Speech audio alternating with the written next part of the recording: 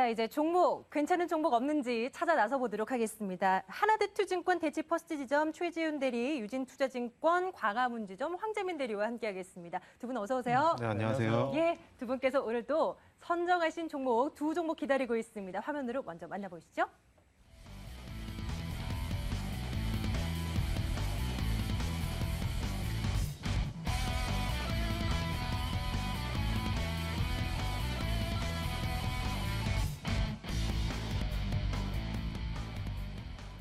네, 오랜만에 대형주의 대결이 됩니다. SK케미칼과 현대중공업 이 두 종목에 대한 얘기 나눠보도록 할게요. 최지훈 대리 먼저 시작하도록 합니다. 현대중공업, 오늘 유럽발 이슈에 좀 많이 부각이 됐어요. 그런데 앞서서 전략에 따르면 조선주가 그리 길게 가지는 않을 것이다라고 전략을 이미 세운 바 있거든요. 당연히 짧게 보시는 걸 테고 투자 맞습니다. 포인트는 어떻게 둘까요?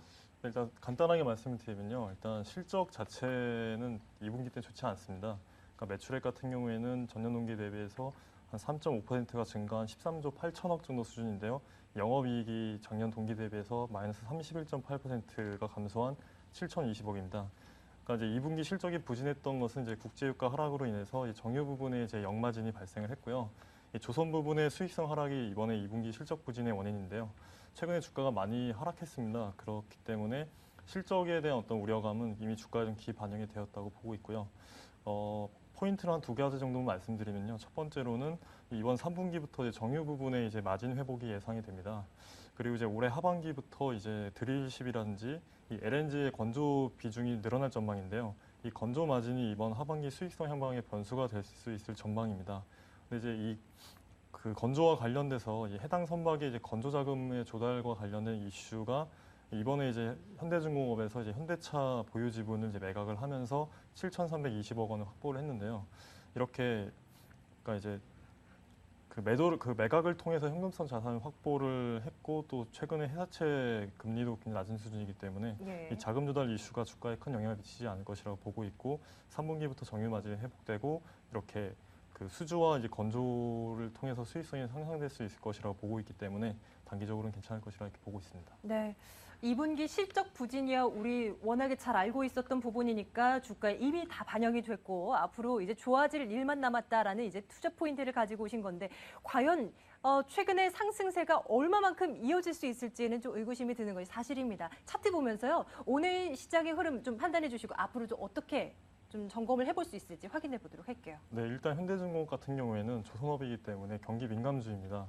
그러니까 이제 어떤 시황이라든지 그런 거시적인 매크로 변수에서 자유롭지 못하기 때문에 어떤 시황의 변동이 있을 때는 일시적으로 주가가 하락할 수 있는 위험성은 있지만은 향후에 지금 그 돌아가는 이 양상이 그 유럽에서도 지금 재정 문제를 해결하기 위해서 뭐 ECB에서 가시적인 조치는 내놓지 않았지만은 점점 해결문으로 갈 것이라는 기대감도 있고 최근에 이제 오늘 주가가 많이 올랐던 이유가 이제 이 미국의 이 고용 지표가 좋게 나오면서 어떤 이제 경기 둔화에 대한 우려감이 좀 많이 희석이 되면서 투자 심리가 살아났다는 점이 되게 긍정적입니다.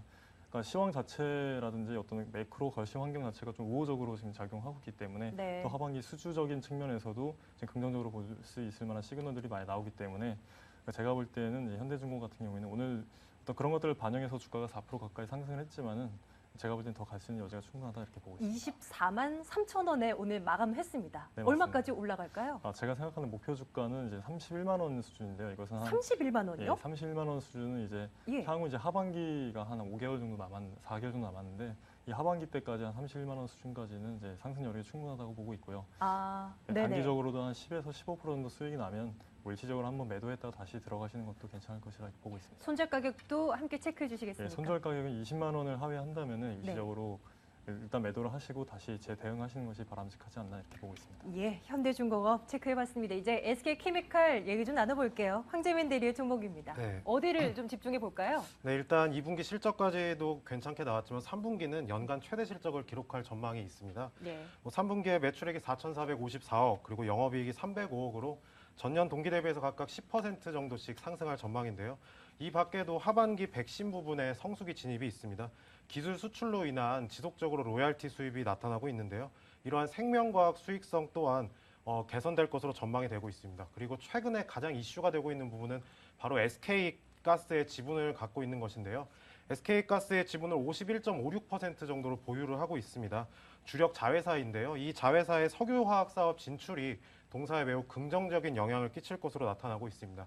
셰일가스는 미국 내에서도 지금 개발이 계속해서 진행이 되고 있고 현재도 셰일가스의 가격이 LPG, LNG 가격과 비슷한 정도 수준까지 올라가려는 움직임을 보이고 있기 때문에요. 셰일가스의 개발이 지속되고 친환경 에너지라는 사업이 부각이 된다면 SK가스의 지분을 갖고 있는 동사에게도 분명한 큰 수혜가 될 것으로 전망이 되고 있습니다. 또한 친환경 플라스틱이라는 걸 만들고 있는데요. 이 친환경 플라스틱 증설 효과가 나타나고 있으면서 2분기도 좋았지만 3분기, 4분기로 갈수록 지속적으로 좋아질 것으로 나타나고 있습니다. 따라서 이번에 제가 제시해드리는 SK케미칼의 목표가는 64,000원이고요. 손절가는 59,000원 정도로 한번 제시를 해보았습니다. 네, SK케미칼 오늘 마감 가격은 68,000원이었습니다. 목표 가격 64,000원 선까지 내다보고요. 손절가도 함께 확인해 주시기 바라겠습니다. 자, SK케미칼과 현대중공업 두 종목 말씀 나눴고요. 황재민 대리, 최지훈 대리 두 분과 함께했습니다. 말씀 잘 들었습니다. 네, 감사합니다.